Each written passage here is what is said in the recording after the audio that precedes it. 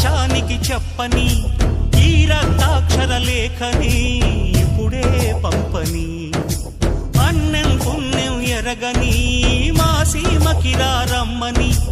ఆహ్వానం అందించని మెరిసే చూపుని తొలగింది ముప్పు అని నీలి మప్పు మనసారా నవ్వని